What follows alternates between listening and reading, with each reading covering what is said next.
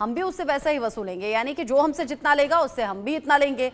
अब ऐसे में डोनाल्ड ट्रंप की तरफ से यह भी कह दिया गया कि टफ नेगोशिएटर हैं पीएम मोदी, यानी कि मोलभाव वो अच्छा कर लेते हैं। और हंसते हुए, स्माइल करते हुए ये बात उन्होंने कहा कि मैं दूर दूर तक कहीं कंपटीशन में हूं नहीं। फिर ये खबर सामने आई कि स्पेशल टैरिफ भारत पर लगेगा। इसका मतलब क्या है? सीधा सीधा इसका क्या अर्थ निकाले? जो आम लोग हमारे साथ जुड़े हुए हैं, आसान भाषा में उन्हें समझाइए। देखिए, कल ही जो प्राइम मिनिस्टर श्री नरेंद्र मोदी के साथ राष्ट्रपति ट्रंप की जो मुलाकात हुई, उसके पहले ही उन्होंने एक रेसिप्रोकल टैरिफ पॉलिसी की घोषणा की और उसमें उन्होंने ये कहा कि जो राष्ट्र अमेरिका पर जितना टैरिफ लगाएगा उसी अनुपात में अमेरिका भी उन राष्ट्रों पर रेसिप्रोकल टैरिफ लगाएगा, ना ज़्यादा ना कम।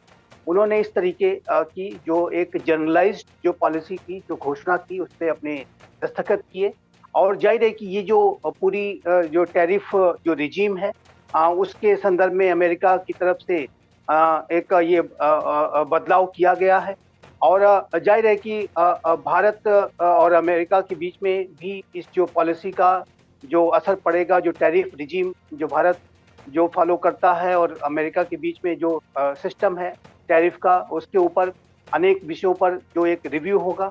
और जाहिर है कि अमेरिका ने अब ये टैरिफ पॉलिसी की घोषणा की है।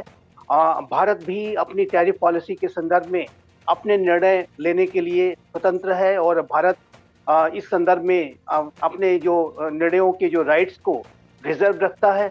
और भारत अब अमेरिका की इस पूरी टैरिफ पॉलिसी को लेकर के आगे विचार मंथन करके किस पे कितना टैरिफ लगाना है उसके बारे में हम भी अपना निर्णय लेंगे।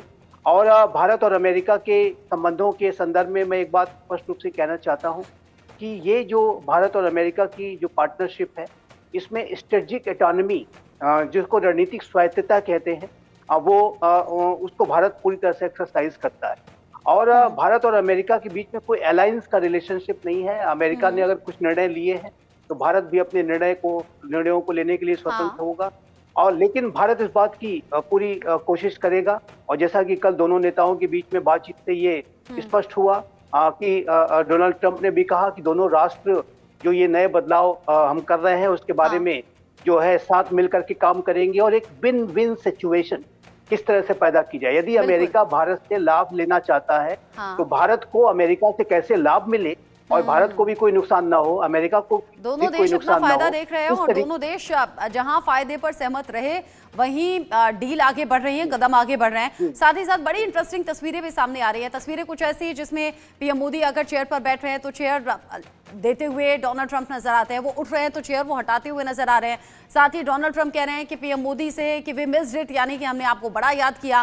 पीएम मोदी भी जीत के लिए उन्हें बधाई देते हुए नजर आते हैं। ये अलग अलग तस्वीरें हैं जो बड़ी इंटरेस्टिंग है, आगे आपको दिखाएंगे। और एलोन मस्क कैसे फैमिली और बच्चों के साथ में पीएम मोदी से मिले, छोटे बच्चों के साथ पीएम मोदी खेलते हुए नजर आए। बड़ी तस्वीरें इंटरेस्टिंग हैं, आगे दिखाएं। लेकिन उससे पहले बड़ा अपडेट, भारत को मिलेगा दुनिया का सबसे खतरनाक हथियार। और ये हथियार कैसे होगा? भारत के लिए राष्ट्रपति ट्रंप का ये बड़ा ऐलान सामने आया है। रक्षा सहयोग पर राष्ट्रपति ट्रंप का ये बड़ा ऐलान है और ये ऐलान है भारत को F-35 देने को लेकर, यानी कि भारत को F-35 स्टेल्थ फाइटर जेट बेचेगा अमेरिका। भारत को F-35 फाइटर जेट देगा यूएस। ये बड़ी बात डोनाल्ड ट्रंप की ओर से कह दी गई है, यानी प्रधानमंत्री नरेंद्र मोदी के अमेरिका दौरे पर राष्ट्रपति डोनाल्ड ट्रंप ने भारत को अपना अत्याधुनिक लड़ाकू विमान F-35 देने की पेशकश की है। ये मोदी के साथ व्हाइट हाउस में मुलाकात के बाद ट्रंप ने घोषणा की कि उनका प्रशासन अमेरिकी स्टेल्थ फाइटर को भारत को बेचने के लिए तैयार है। इससे भारत अत्याधुनिक स्टेल्थ विमानों वाले देशों के एलीट क्लब में शामिल हो जाएगा। पीएम मोदी के साथ संयुक्त प्रेस कॉन्फ्रेंस में ट्रंप ने कहा कि इस साल से हम भारत को कई अरब डॉलर की सैन्य बिक्री बढ़ाएंगे। हम भारत को F-35 स्टेल्थ लड़ाकू विमान मुहैया कराने का रास्ता भी साफ कर रहे हैं। सुनिए क्या कहा। Starting this year, we'll be increasing military sales to India by many billions of dollars. We're also paving the way to ultimately provide India with the F-35 stealth fighters. In 2017, my administration revived and reinvigorated the Quad security partnership, and our meeting today, the Prime Minister and I reaffirmed that strong cooperation among the United States, India, Australia, and Japan, and it's crucial really to maintaining peace and prosperity, tranquility, even in the Indo-Pacific. In addition, the United कई important बातें हैं जिसमें एक important बात यह भी है कि F-35 का ऑफर दिया है डोनाल्ड ट्रंप ने भारत को। बड़ा सवाल यह है कि भारत क्या अब इस डील की तरफ आगे बढ़ेगा और F-35 की खूबियां क्या कुछ हैं, कैसे ये लड़ाकू विमान है और क्या कुछ खासियत है और कैसे इसे ट्रेस कर पाना नामुमकिन है। कोई रडार सिस्टम ऐसा नहीं जो कि पकड़ सके यहाँ F-35 को। साथ ही साथ आप जान लीजिए कि कैसे दुनिया के ताकतवर लड़ाकू विमानों में इसका नाम आता है। 5वीं पीढ़ी का सबसे घातक फाइटर जेट ये कहा जाता है F-35, जो कि अमेरिका भारत को देना चाहता है। अधिकतम जो इसकी गति है यानी कि रफ्तार है वो 1900 किलोमीटर प्रति घंटे की है, यानी कि तेज गति में दौड़ता है। कॉम्बैट रेंज इसका 1239 किलोमीटर का बताया जाता है। साथ ही साथ जो 50,000 फीट की ऊंचाई है उस ऊंचाई तक उड़ान भरने में ये पूरी तरह से सक्षम है। F-35 में छोटी और मध्यम दूरी की मिसाइलें फिट हो सकती हैं, उनका इस्तेमाल हो सकता है, ये भी एक खासियत।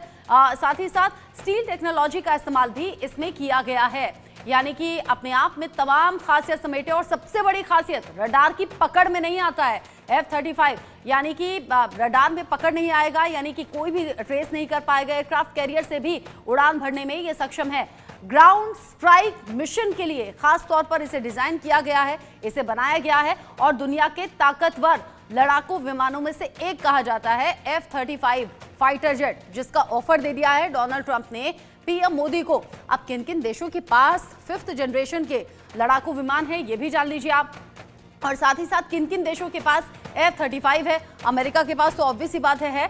इसके अलावा ब्रिटेन के पास भी F-35 है और ये वो एलीट देश हैं जो F-35 अपने पास रख रहे हैं। उसमें इजराइल का नाम भी सामने आता है।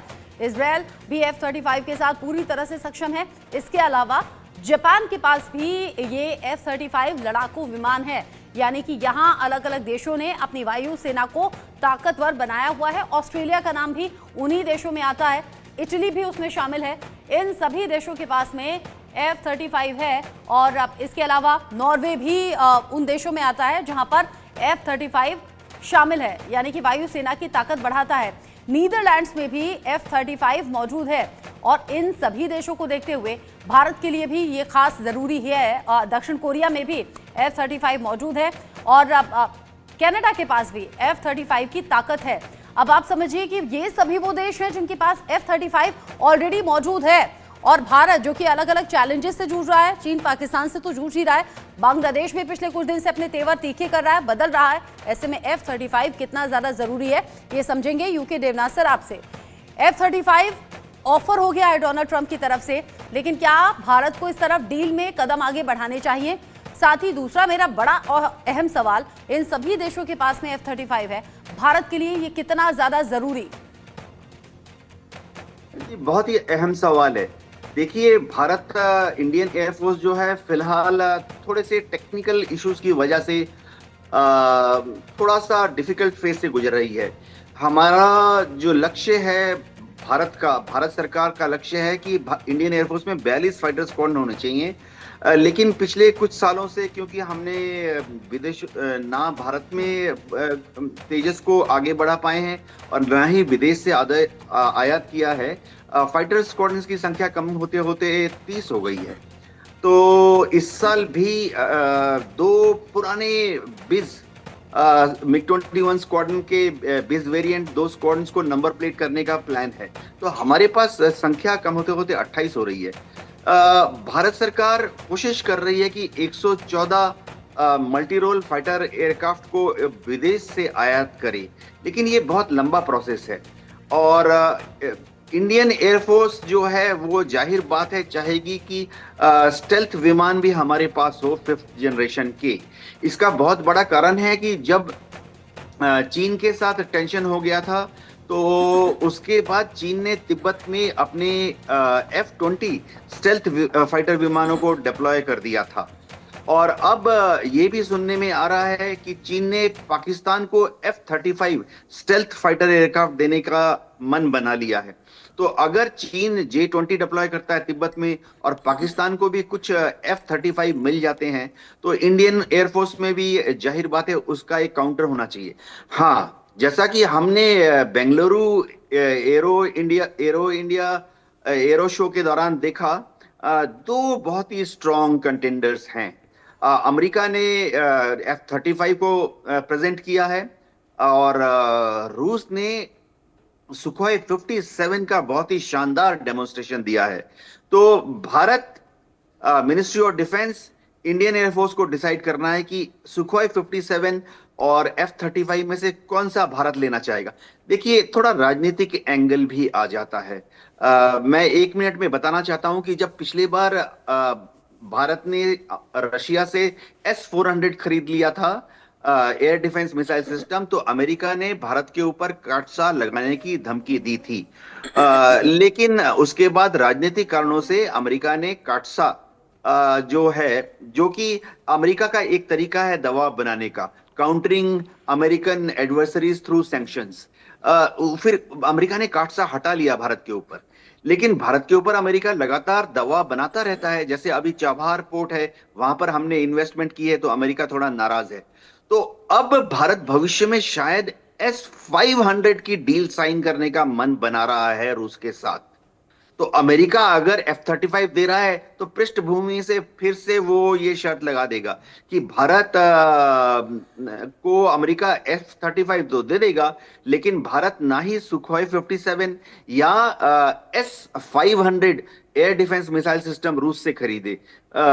ये पृष्ठभूमि की बात है। मोदी जी को और भारत सरकार को, विदेश मंत्रालय को और मिनिस्ट्री ऑफ डिफेंस को बहुत फूंक फूंक कर कदम रखना पड़ेगा। जी, आप बता रहे हैं कि फूंक फूंक कर कदम रखने की जरूरत है, और यहाँ पर अगर अमेरिका के साथ ये डील ना होकर अगर रूस या बाकी देशों की तरफ जाता है तो अमेरिका कुछ पाबंदियां, कुछ सख्ती यहाँ दिखा सकता है।